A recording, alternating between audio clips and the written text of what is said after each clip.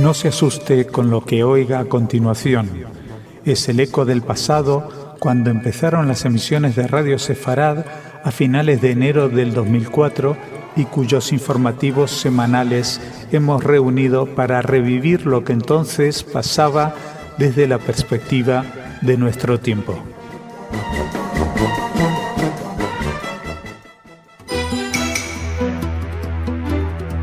Señoras, señores, bienvenidos a nuestro espacio informativo.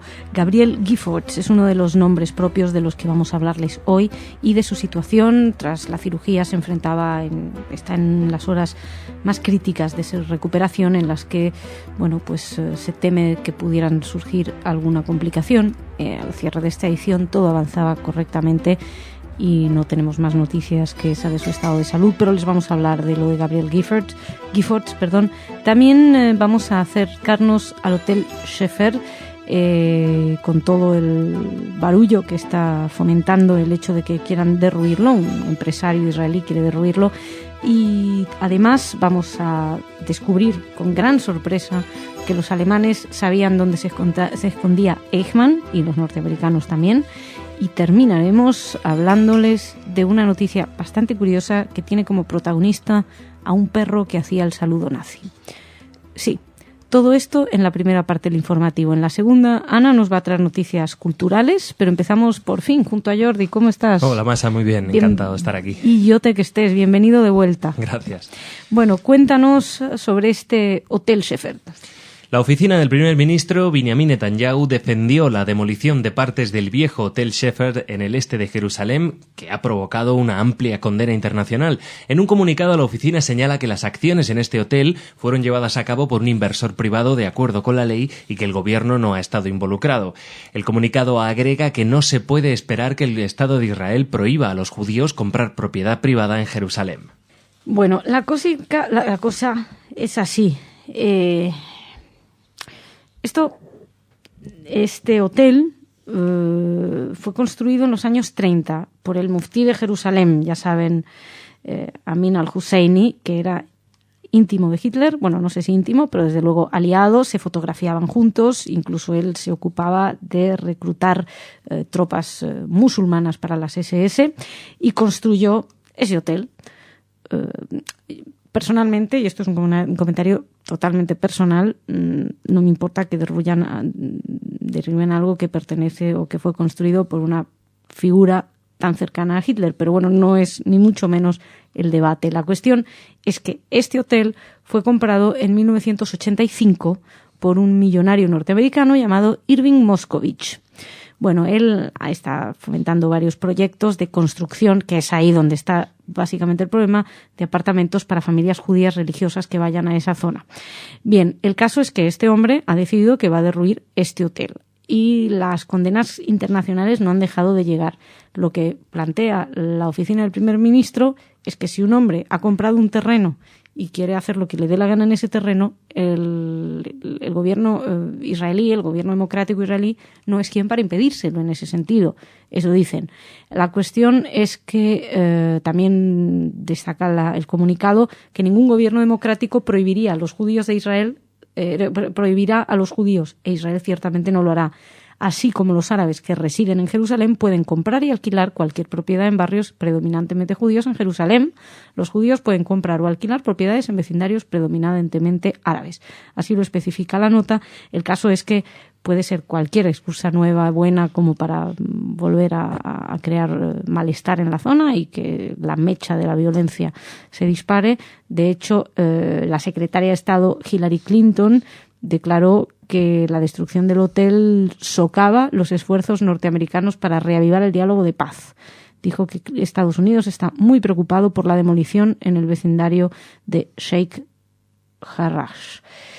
Bueno, pues esto parece ser que es lo más terrible que podía pasar. La verdad es que podríamos decir que todo es simbólico en esta tierra donde cualquier cosa adquiere unas dimensiones inmensas. vamos a dejar lo simbólico y lo que puede llegar a pasar para hablarles de algo concreto que ya ha pasado y que tiene que ver con Gabrielle Giffords. Para ello nos vamos a Estados Unidos. El acusado de haber disparado el sábado contra la legisladora Gabrielle Giffords, causando la muerte de 6 personas, había escrito textos en su mayoría incoherentes, pero que muestran su obsesión de entrar en contacto con la congresista demócrata. Jared Lohner, el acusado de asesinar a 6 personas y dejar al menos 12 heridos, subía cosas a Internet como declaraciones antigubernamentales. Jacobo Goldstein, analista de la CNN en español, declaró que además era antiinmigrante y antisemita. Este hombre fue acusado el domingo por cargos de asesinatos y de intentos de asesinato, entre ellos el de la legisladora Giffords. No era la primera vez que él la seguía, se han encontrado una serie de notas incongruentes en su casa, sobres con las frases "lo tenía planeado, mi asesinato". Giffords declaró además que iba a matar a una mujer chillona. Este comentarista de la CNN destacó que ella es la primera congresista judía del estado de Arizona, que es sumamente popular, que está siempre en temas como la inmigración y es considerada como una de las personas más prominentes del estado. Además, también hubo declaraciones de Clarence Dupnick, que es comisario del condado de Pima, que dijo que Lohner indicaba que iba a matar a la mujer chillona, como les dije, y que estaba bastante claro de que el objetivo concreto era Giffords, que tiene 40 años, y que no hay ninguna duda de que fue un acto de una sola persona muy perturbada. Queda por verse cuáles son las motivaciones más allá de su perturbación. Y seguimos. Nos vamos ahora a hablarles de quién sabía qué. Así es, Masha. Las autoridades alemanas conocían el paradero del asesino nazi Adolf Eichmann, pero lo ocultaron. Según demuestra un documento publicado por Bild Zeitung, los servicios secretos alemanes conocían desde 1952 la identidad falsa tras la que Eichmann se escondía en Argentina, con el nombre de Ricardo Clement, así como su dirección y sus contactos. El hallazgo documental, que forma parte del material reunido por la historiadora Bettina Stangnet, es la preparación de su libro sobre Eichmann, que será publicado el próximo mes de abril, pone de manifiesto que Alemania siguió protegiendo a los jerarcas nazis ocultos muchos años después de terminar la Segunda Guerra Mundial. Alemania sí, pero también Estados Unidos lo sabía, ¿eh? Los servicios secretos también tenían noticia de dónde estaba Eichmann e incluso dicen que le daba protección a este hombre. Un hombre que en el 41 fue uno de los primeros en hablar de solución final y que en el 42 fue de los 15 que asistieron a la conferencia de Wannsee, donde el sector formal se decidió enviar a los judíos europeos a los campos de exterminio. Eichmann se ocupó personalmente de mantener la capacidad de matanza de los campos de exterminio nazis, manteniendo un flujo constante de víctimas. Fue además responsable directo de la decisión de incluir a los niños en las cámaras de gas junto con las madres y los ancianos. Y en el 44, Eichmann informó a Himmler de que unos 4 millones de judíos habían sido asesinados en los campos y unos 2 millones más habían sido fusilados o asesinados por las unidades móviles. Y este hombre, que entre otras cosas, como les decíamos, fue quien personalmente pidió que se incluyera a los niños en las cámaras de gas, este hombre fue protegido durante un tiempo, o se sabía que estaba en Argentina, pero ni los Estados Unidos ni Alemania lo dijeron. Y seguimos, hablamos ahora de una noticia que de verdad yo me he fijado varias veces para ver si no era el Día de los Inocentes. Esto les aseguro que salía en el día de ayer en Europa Press. Documentos oficiales recién desclasificados en Alemania han revelado que el gobierno nazi intentó hacer campaña contra el dueño de un perro entrenado para imitar el saludo del Tercer Reich a la mención del nombre del dictador Adolf Hitler. El objeto de las iras de los nazis era un empresario finlandés cuyo perro, de nombre Jackie, levantaba la pata cuando se le gritaba la palabra Hitler. Los ataques contra el empresario Thor Borg han salido a la luz en una nueva correspondencia descubierta entre el Ministerio de Exteriores alemán y su embajada en Helsinki en 1941, cuando Finlandia se unió a las fuerzas alemanas para atacar a las tropas soviéticas. Tal cual, les aseguro que salía la noticia. Bueno, se ve que ahora toda esta moda de buitres espías, tiburones del Mossad, todas estas cosas que estamos viendo tenían un antepasado, que es el perro que levantaba el brazo cuando le decían Hitler, intentos de boicot que se le hizo, según la BBC, órdenes recibidas por los diplomáticos alemanes para reunir pruebas en contra del perro. Pruebas en contra del perro. Imagínense a los diplomáticos alemanes, además ya bastante atareados en mandar judíos a las cámaras de exterminio y en asesinar todo lo que pudieran, además teniendo que reunir pruebas contra el perro. Bueno, el buitre el otro día fue detenido y arrestado en Arabia Saudita. Además, estuvieron incluso pensando destruir la empresa farmacéutica del dueño del animal, donde va a aparecer como uno de los grandes resistentes finlandeses o fineses después de esta noticia. En fin, las cosas son muy absurdas. Si no fuera por lo trágico que hay detrás, pues hasta podríamos reírnos. Jordi, gracias. Gracias, Masha. Hasta mañana. Hasta mañana. Nosotros seguimos, que vamos a hablar ahora de cultura.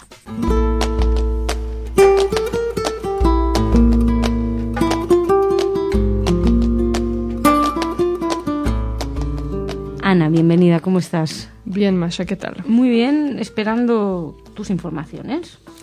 Voy a empezar con un libro que va a publicar en estos días la editorial La Esfera de los Libros. Se llama La novia sefardí.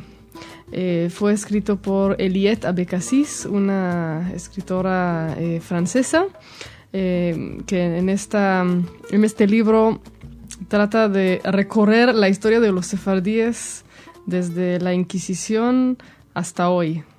Algo ambicioso. ¿Cuántas páginas tendrá? No sé, no lo he visto aún. Dice que es a través de digamos que el hilo es una judía marroquí de Estamburgo. Así que bueno, veremos si conseguimos saber más acerca de este libro. ¿Ambicioso es? Sí que lo es. Sigo con una exposición que iniciará en Colombia. Ahora me voy a Bogotá. El día 20 de enero se va a inaugurar en el Museo de Arte Moderno una exposición sobre la Shoah con motivo del Día del Holocausto, que será el día 27 de enero. Esta exposición se titula Shoah, Memoria y Legado del Holocausto. Es a través de seguir las vidas de 3 mujeres víctimas de los nazis, Ana Frank, Hannah Brady y Ana Vinokur. Es una exposición que ya fue presentada en Uruguay y en Argentina, ahora llega a Bogotá, y también se va a presentar ahí la exposición que ya conocemos todos, Visados para la Libertad de Casa Sefarad de Israel. Uh-huh. Y termino con un premio. Bueno, esta noticia, no sé si es noticia cultural, noticia de los lunes, pero ya la voy a dar porque es un premio de la Asociación de Estados Unidos de Matemática que va a un profesor israelí que está trabajando en la Universidad de Nueva York. Él se llama Asaf Naor. El premio es Boucher, parece que es un premio muy importante en el mundo de las ciencias. Muy bien, pues felicidades al investigador israelí. Muchas gracias, Ana. Señoras, señores, muchísimas gracias a ustedes también. Hasta mañana.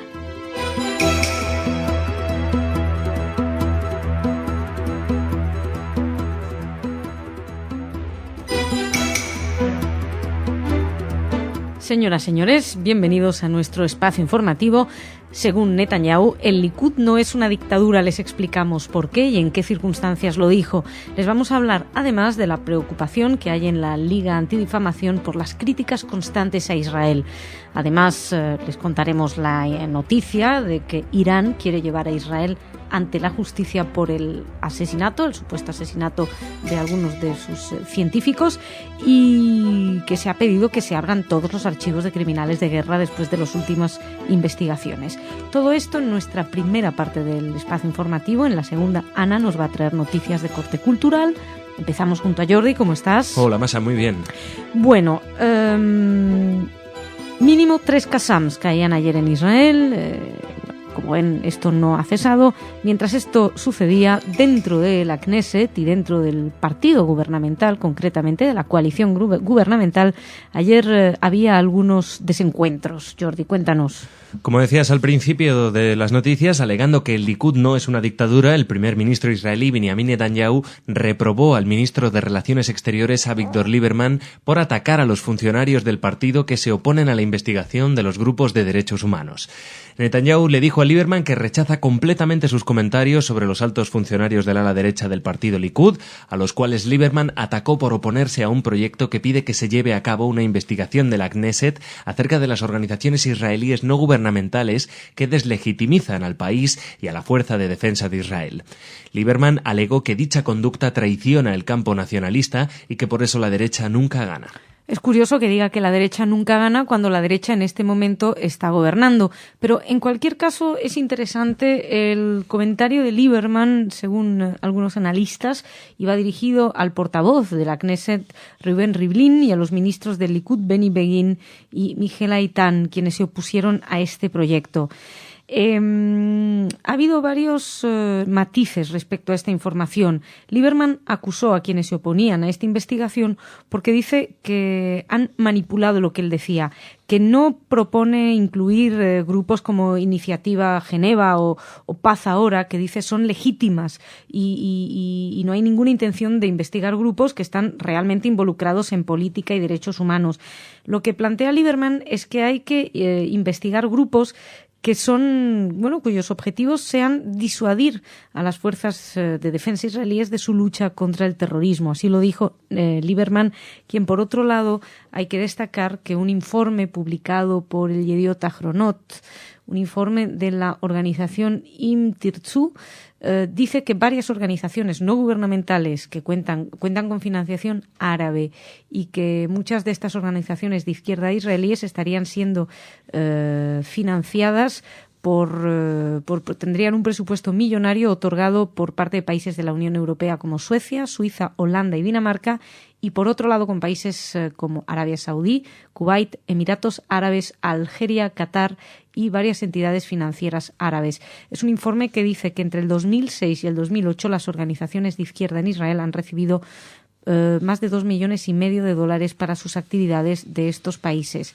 Entre las organizaciones que estarían en la lista de los financiados por los países árabes serían B'Tselem, Yesh Din y Maxon Watch. Todo esto es lo que denunciaba Yediot Ahronot y que realmente probablemente esté en la base de la discusión que planteaba Lieberman, y que insiste en que grupos como Paz Ahora no es el objetivo de las investigaciones. Él habla de grupos que, por ejemplo, jamás han hecho un solo comentario por pedir la liberación de Gilad Shalit. En caso es que seguramente esto va a dar bastante que hablar, porque además ha servido como muestra de cuáles son las relaciones entre Netanyahu y Lieberman y que no son buenas. Y nosotros seguimos. Les hablamos ahora de unas reacciones de la Liga Antidifamación.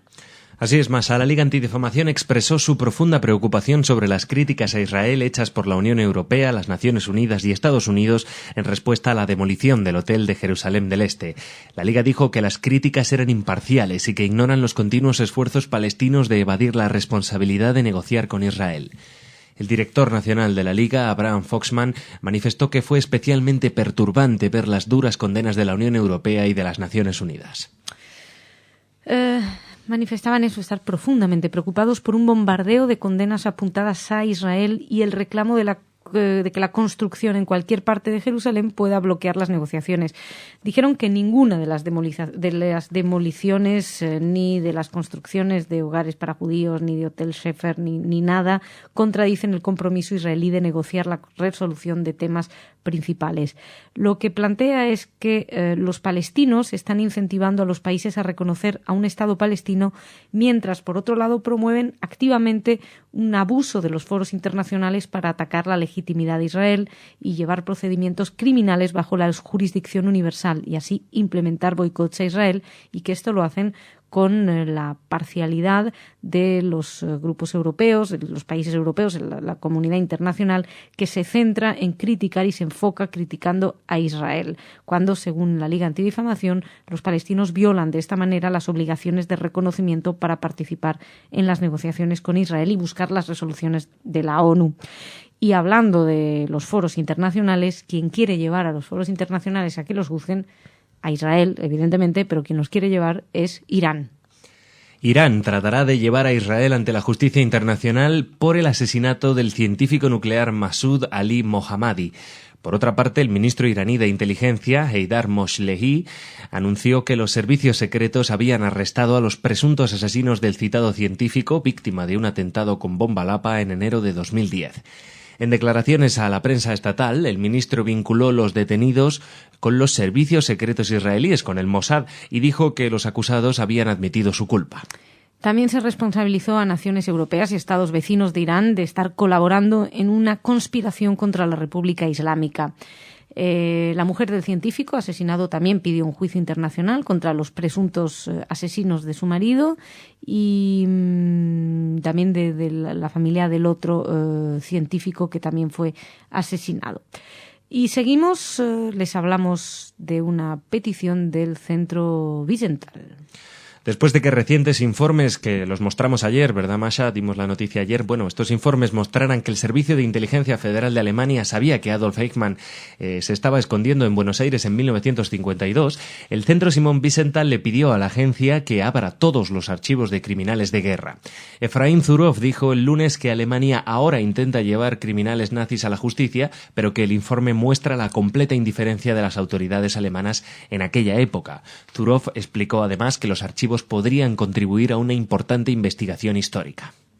Incluso hay un caso que está en curso en este momento en la Corte y la Agencia de Inteligencia entregó miles de archivos de Eichmann que, bueno, como saben, les comentamos ayer, como bien dijo Jordi, fue el arquitecto de algún modo de la Shoah porque fue quien coordinó la política de genocidio y, bueno, pues esos miles de archivos fueron entregados a un periodista que los pidió en su momento, pero parece ser que tiene muchos pasajes tachados, muchas partes borradas. La agencia se niega a comentar, dicen, mientras el tema esté en la Corte. Así que nada, estaremos muy, muy, muy pendientes. Jordi, muchas gracias. Gracias, Masha. Seguimos ahora con Cultura y con Ana.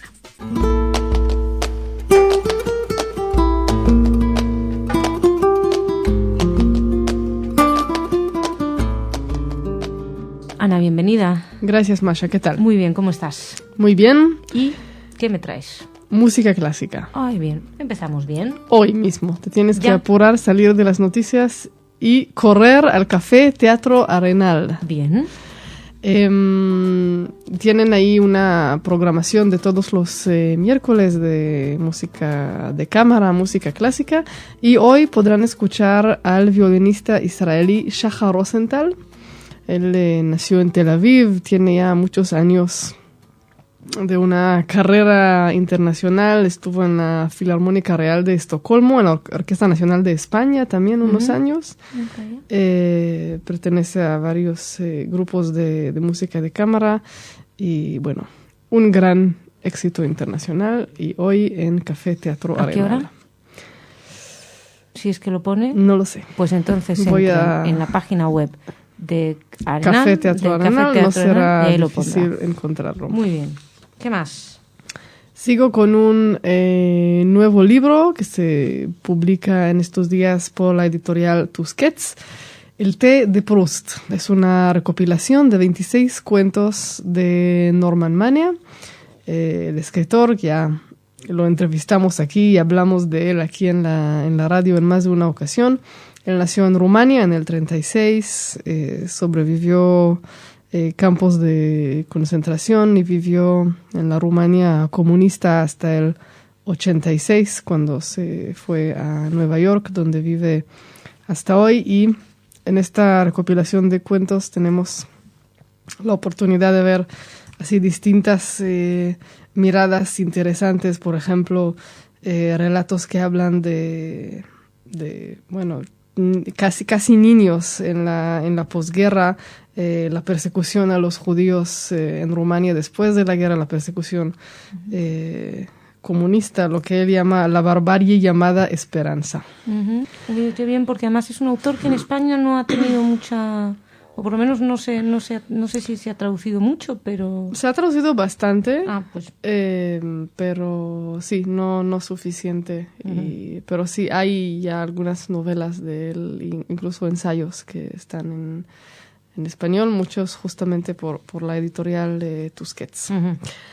Y termino contándoles que a principios de febrero llega una nueva edición del Festival de Cine Judío de Punta del Este. El Festival de Cine Judío es de Uruguay, del 5 al 9 de febrero. Creo que hace un año o dos hablamos incluso con su director. Así que esta es la 8ª edición, muchas películas y además acompañadas de actividades culturales, conferencias, exposiciones y muchas cosas. Imperdible para los que tengan la suerte de andar por ahí. Muchísimas gracias, Ana. Señoras, señores, muchísimas gracias a ustedes. Mañana más.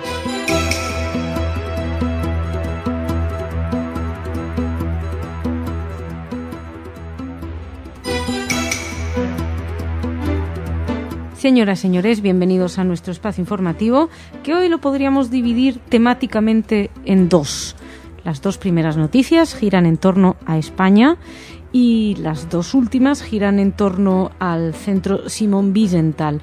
Les vamos a hablar del logotipo del Ministerio de Asuntos Exteriores, que está en un videoclip que pide el boicot a Israel, y además les vamos a hablar de un programa de televisión que se detenía en Jerusalén y que ha sido eliminado de la web porque no ha gustado, y además les vamos a hablar en la otra parte del informativo de Stepan Bandera, colaborador con los nazis ucraniano, a quien le han quitado una condecoración, y además de la calificación que ha dado el Centro Simón Wiesenthal para algunos países con respecto a la situación de los antiguos nazis hoy en día. Todo esto en nuestra primera parte del informativo. En la segunda, Ana nos traerá noticias de corte cultural, pero empezamos junto a Jordi. ¿Cómo estás? Hola, Masha, muy bien. Decía que empezábamos hablando de España y, entre otras, un anuncio, más que el anuncio en sí, que no es una novedad, pero los posibles patrocinadores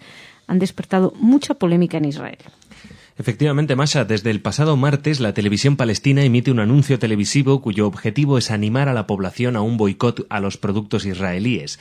Al finalizar el anuncio aparecen los logotipos de los patrocinadores, entre los que figura el Ministerio de Asuntos Exteriores español y la Agencia de Cooperación Internacional, además de Axur, una ONG española. Según fuentes diplomáticas y de la cooperación española, todo parece indicar que se trata de un caso de empleo negligente de los logotipos. Sí, lo han desmentido. Bueno, todavía se estaba a la espera de un desmentido más oficial, pero lo cierto es que varias fuentes de la Embajada de España en Israel subrayaron que las primeras averiguaciones apuntan a que los logotipos se han puesto sin autorización y se ha hecho de ellos un uso inadecuado.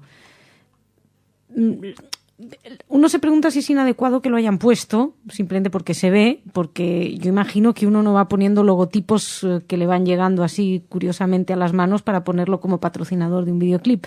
En fin, algo extraño hay, más allá de que digan que no pasa nada.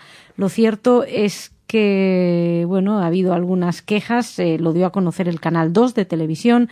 El videoclip es bastante sencillo, es un niño que entra en una tienda para comprar unas patatas fritas y oye a los adultos que dicen que hay que hacer boicot a los productos israelíes, aunque a veces sean mejores que los palestinos, y entonces el niño elige unas patatas fritas israelíes y cuando va a salir se oye unos disparos, una ráfaga de ametralladoras, entonces se da cuenta que no está bien comprar productos israelíes, se le caen las patatas israelíes del susto y vuelve y dice que quiere comprar las patatas palestinas.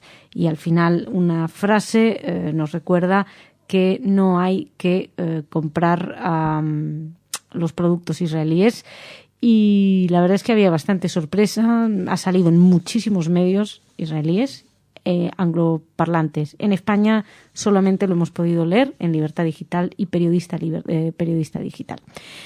Más cositas. Seguimos en España. Hace hará un mes, una cosa así, pudimos ver un programa, Españoles en el Mundo, que no se caracteriza por ser un programa político, aviso a todo el mundo, y viajaron a Jerusalén.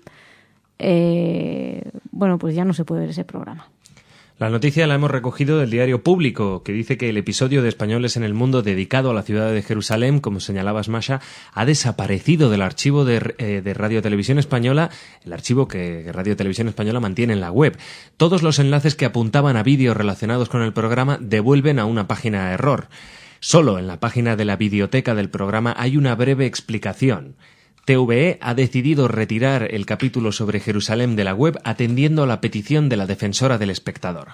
Sí, lo cierto es que la defensora del espectador había recibido muchísimas quejas, parece ser, dicen numerosas, no sabemos cuántas son, por este programa. El Diario Público, quien más escribió varios artículos, linkeó la página, algunas páginas de Facebook donde se podía ver la crítica, donde se podía criticar este programa, pedían a la gente que también que escribiera cartas quejándose de la visión sesgada del programa, en opinión de Público, o del corresponsal de Diario Público, Eugenio García Gascón, que dice que mostraba españoles judíos que han emigrado a Israel y que sintonizan con el pensamiento sionista más tradicional. Eugenio García Gascón, que habla de sesgo a la hora de hablar de la información, recomiendo echar un vistazo al blog de Gascón. En cualquier caso, yo vi el programa, creo que recordar que ahí hay un cura, un cocinero, pues hay varias personalidades. Lo que lamentan es que no se hace ninguna alusión al conflicto, que según el Diario Público es la esencia de la ciudad de Jerusalén. Y es verdad que hay muchas personas ahí que les dicen, pero no están a tiros todo el tiempo. Y dicen, no, es que en Jerusalén se vive normal. Los que hemos ido a Jerusalén también hemos vivido normal ahí, hemos estado normalmente.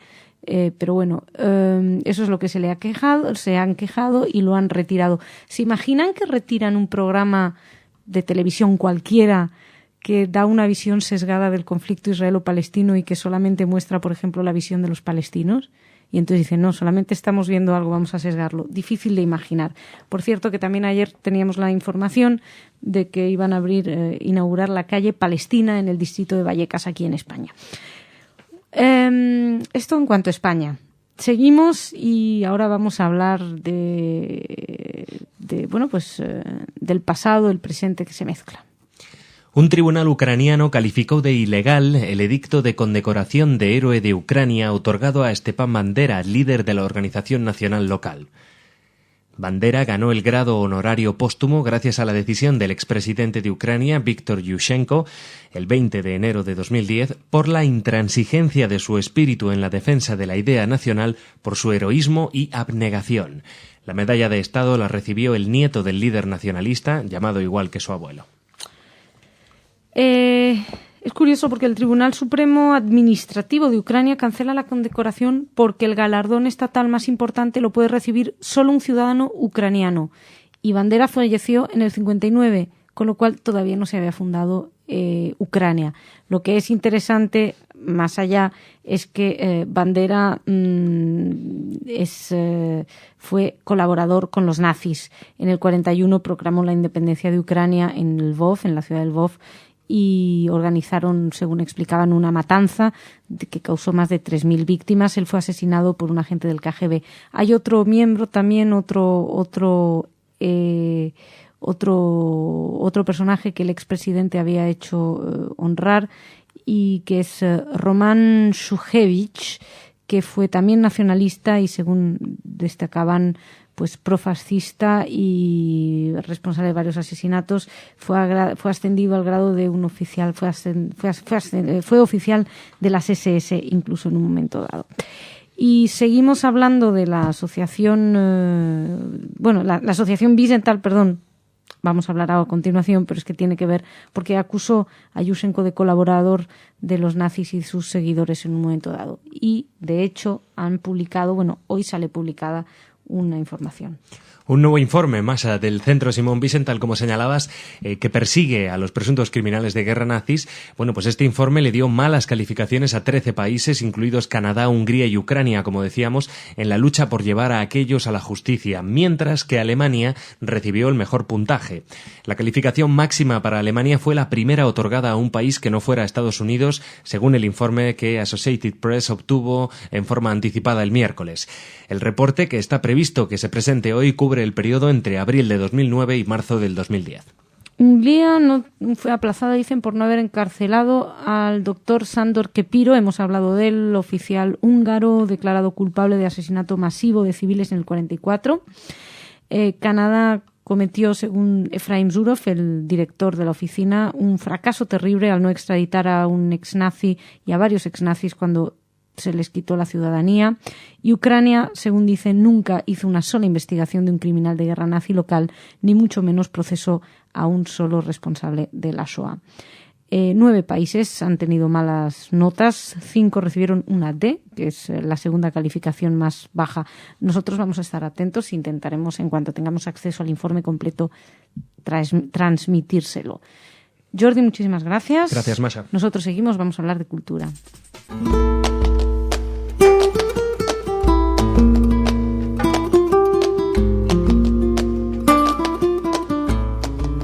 Ana, ¿qué tal? Bien, Masha, ¿cómo estás? Muy bien, ¿qué me traes? Cuéntame. Bien, el próximo viernes, día 14, se presenta un nuevo libro en el Parador Nacional en Plasencia. El libro se llama Abraham Zacuto, astrólogo de Don Juan de Zúñiga. Abraham Zacuto era un rabino y era astrólogo, y el autor de este libro, Marciano Martín, es investigador, ya había publicado varios libros, varios ensayos acerca de los judíos de esta zona, de Cáceres. Publica ahora este libro presentando la carta astral que el rabino Abraham Zacuto le levantó al prior Juan de Zúñiga. Y bueno, habla en general sobre su relación con los judíos, también con la familia Abravanel, y todo acerca de estos dos personajes. Uh-huh. ¿Qué más?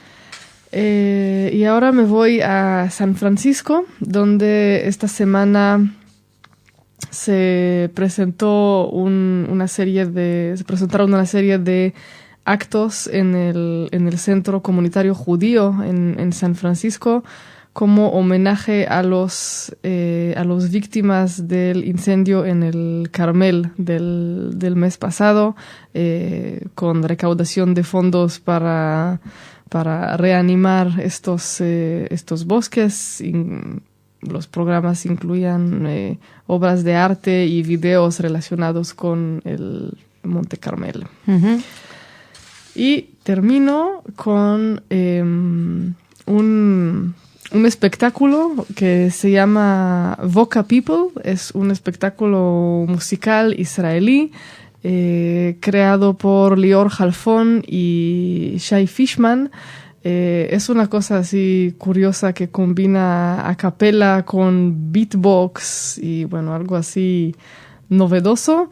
Y este espectáculo que no ha pasado por España, pero parece tener bastante éxito internacional, y ahora es uno de los 5 nominados al Globo de Cristal, que es un premio que se da por los críticos culturales de Francia. Uh-huh. Y ahí está, al lado de Mamma Mía y My Fair Lady, ¿sí? Tenemos a los israelíes. Por primera vez hay algún espectáculo israelí que es nominado en este premio, que se considera muy importante en Francia.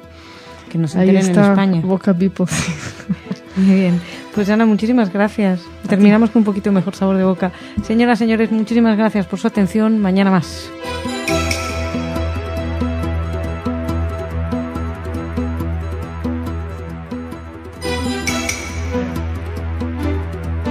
Señoras, señores, bienvenidos a nuestro espacio informativo.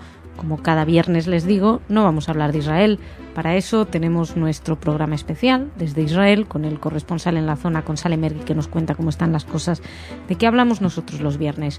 Los viernes echamos un vistazo a la situación de las comunidades judías alrededor del mundo, Y en esta ocasión no va a ser diferente, vamos a viajar a Francia y vamos a viajar a Estados Unidos. De Francia les traemos noticias con respecto a una profesora que había sido cesada por enseñar demasiado el Holocausto. Les hablaremos de una decisión jurídica con respecto al boicot a Israel, y de Estados Unidos les contaremos cómo un joven consiguió evitar un ataque en un barrio contra una yeshiva, y les hablaremos de un legislador de New Hampshire que tiene algo que decir sobre el Holocausto y nada especialmente inteligente. Todo esto será en nuestra primera parte del informativo, junto a Jordi. ¿Cómo estás? Hola, Masha, muy bien. Y en la segunda, como es nuestra costumbre, Ana traerá noticias culturales que nos dejarán con un mejor sabor de boca, espero. Empezamos contigo, Jordi, y empezamos hablando de aquella profesora. Nos hicimos eco en su día y parece ser que vuelve. Así es, Masha. Empezamos hablando de Catherine Pedersoli, de 58 años de edad, que había sido suspendida por enseñar exageradamente la Shoah, fue reintegrada a sus tareas. La maestra secundaria, que dicta clases de historia en Nancy, fue suspendida de sus tareas por 4 meses en septiembre, después de que los inspectores informaran que dedicaba demasiado tiempo a enseñar el Holocausto y en organizar visitas escolares a los excampos de exterminio y concentración en Polonia y la República Checa. Pedersoli también tuvo que soportar críticas respecto al uso de la palabra Shoah en lugar de la palabra genocidio. Sí, una de las cosas que le reprochaban es que utilizara demasiado las veces la palabra Shoah en vez de hablar de genocidio, que es evidentemente más general. Esto es tremendo, fue realmente muy llamativo. Y pues esta mujer ahora ha vuelto a dar clases, no al mismo colegio en el que estaba, ha tenido que ir a otra. De hecho, se pidió incluso en su momento que se revisara las maneras de ejercer la docencia de Pedersoli, y esto provocó las quejas y las protestas de los alumnos, que dijeron que no, que para nada, y que además no querían que dejar de participar en esos viajes a los campos, y era algo que se había planeado, que menos alumnos pudieran ir. Lo interesante, estando leyendo algunos de los artículos de opinión en prensa francesa, consideran una victoria el hecho de que haya vuelto a las clases. No es una victoria que no haya podido volver a su mismo colegio. Sin embargo, uno de los columnistas decía, no importa, es bastante mejor el colegio al que está yendo ahora. En cualquier caso, hasta ahora han quedado demostrado que esta mujer no estaba ejerciendo ninguna mala docencia, ni muchísimo menos, y probablemente el próximo paso será que ella se querelle contra aquellas personas que considera que la han difamado. De todos modos, como una muestra de lo que está sucediendo en la sociedad francesa, es bastante preocupante. La siguiente noticia, que también viene de Francia, pues nos da la sensación que es menos preocupante. Si ayer les contábamos que se había colado un logotipo del Ministerio de Exteriores en un anuncio de boicot a Israel aquí en España, que luego Exteriores lo desmintió, lo más probable es que se da dinero a las ONGs y ellas disponen de ese dinero como buenamente les parece, pero esto es para otro programa. Si ayer les contamos esto y les contamos que en Francia un ciudadano ha sido condenado por llamar al boicot. Un tribunal de París aplicó una multa de 500 euros contra un activista pro-palestino por llamar a boicotear productos israelíes. Además, el acusado deberá abonar otra multa de 300 euros a cada una de las entidades judías que presentaron demanda contra él. El hecho tuvo lugar a finales del año 2009, cuando este activista, junto con algunos colegas, publicó una foto en el exterior de un conocido supermercado en los suburbios de París, convocando a los transeúntes a boicotear la mercadería israelí. Durante el proceso, el activista dijo que no era por antisemita, para nada, que lo único que quería era hacer conocer a los medios de comunicación franceses el caso palestino. Sospechamos que los medios de comunicación franceses lo conocen, pero el caso es que quería llamar la atención a ese respecto y fue informado ampliamente en los medios de comunicación árabes. De hecho, lo que acaba de suceder, diciendo que estas son las tendencias de las autoridades francesas respecto a Israel. Es decir, que los árabes o los medios árabes que se han hecho eco les ha parecido muy peligroso esto, les parece muy mal porque dicen que demuestra que Francia se pone del lado de Israel. El caso es que Francia no se pone ni del lado de Israel ni del lado de Palestina, simplemente que la ley francesa establece que llamar al boicot de productos, sea el país que sea, es un delito penal. Y entonces, al llamar a un boicot israelí, pues es igual de delito penal que si llaman al boicot de los productos daneses, cosa que nadie hace. Pero sería igual de delictivo. La acusación rechazó los argumentos diciendo que este hombre sobrepasó los límites entre protesta legítima y ejercer presión de hecho sobre consumidores para boicotear la mercadería proveniente de Israel, y fue hallado culpable de incitar a la discriminación, al odio y la violencia. Y ahora nos vamos a Estados Unidos, una noticia, podríamos decir, sorprendente. Así es, Masha. Un estudiante ortodoxo que iba camino a los rezos vespertinos en el vecindario de Borough Park, en Nueva York, se sorprendió cuando 3 jóvenes skinheads se dirigieron a él preguntándole el nombre y la dirección de la yeshiva más grande del barrio. El estudiante respondió que no era vecino del lugar, pero les propuso llamar a un amigo suyo que vive en el vecindario y preguntarle. El estudiante entonces convocó inmediatamente a efectivos de la organización Hashomrin, hablando en yiddish.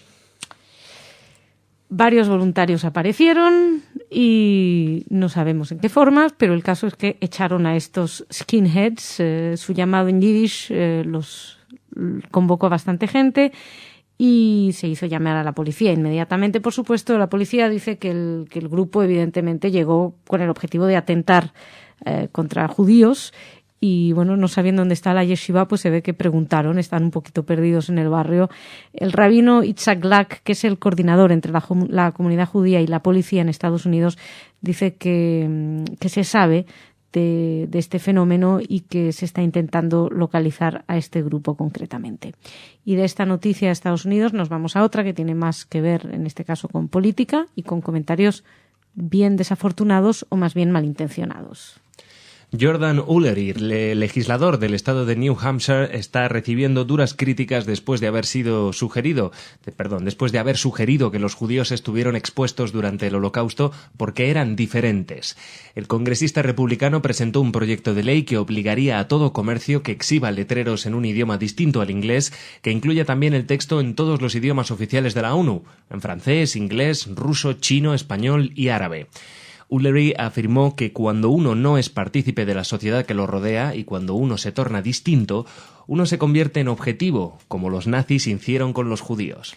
Es decir, que si usted quiere poner un letrerito en otro idioma en su negocio en Estados Unidos, según este señor republicano, este congresista, Jordan Ullery, pues usted está haciéndose diferente y luego no se venga a quejar si le pasa lo mismo que a los judíos durante el Holocausto. Más o menos a brocha gorda viene a ser esta su reflexión. Evidentemente le han caído encima todas las asociaciones judías, y no solamente judías, han aprovechado los demócratas para decir que esto es una barbaridad, que cómo puede hacer estos comentarios. Él lo hizo en un periódico Union Leader y dijo que bueno, que la despreciable observación antisemita de Ullery, fueron algunas de las declaraciones de los demócratas, no tiene cabida en New Hampshire y debe ser inmediatamente denunciada y repudiada. Y nosotros se la contamos aquí. Jordi, muchísimas gracias. Shabbat Shalom, Masha. Shabbat Shalom. Nosotros seguimos. Vamos a hablar de cultura con Ana.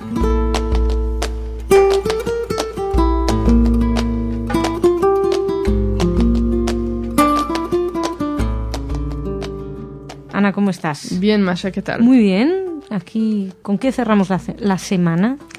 Bueno, primero con 2 eventos culturales que les voy a contar.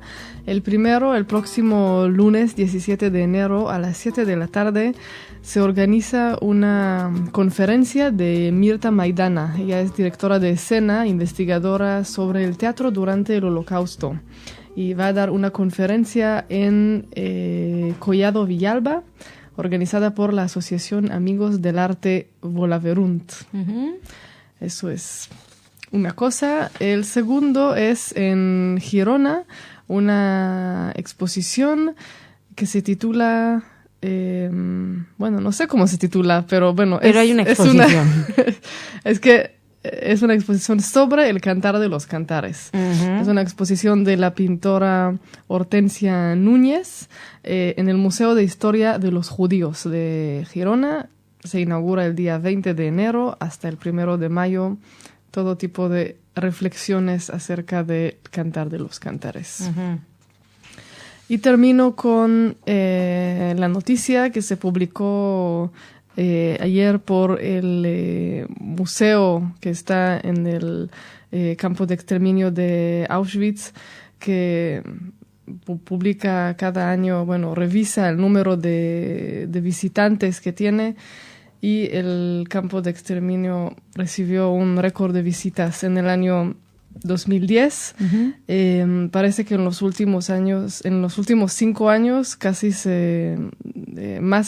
llega más que el doble de medio anual de visitantes, la mayoría de Polonia, donde se encuentra Auschwitz, y después seguido por los británicos, los italianos y los alemanes. Bueno, hay que reconocer que este año de los británicos viajó David Irving. También. Que no sé si eso dice mucho, pero bueno, se ve que hay un intento por transmitir la memoria a través de los lugares, ya que los testimonios se están perdiendo, se está esforzando en... Y eso también nos habla de muchas instituciones que están enviando ahí a gente, escuelas, porque yo creo que la mayoría de la gente que va son colegios, son los jóvenes que son llevados por las organizaciones de educación. Bueno, pues esperemos que sirva para algo. Ana, muchas gracias. Shabbat Shalom. Shabbat Shalom. Señoras, señores, muchísimas gracias por su atención. Shabbat Shalom.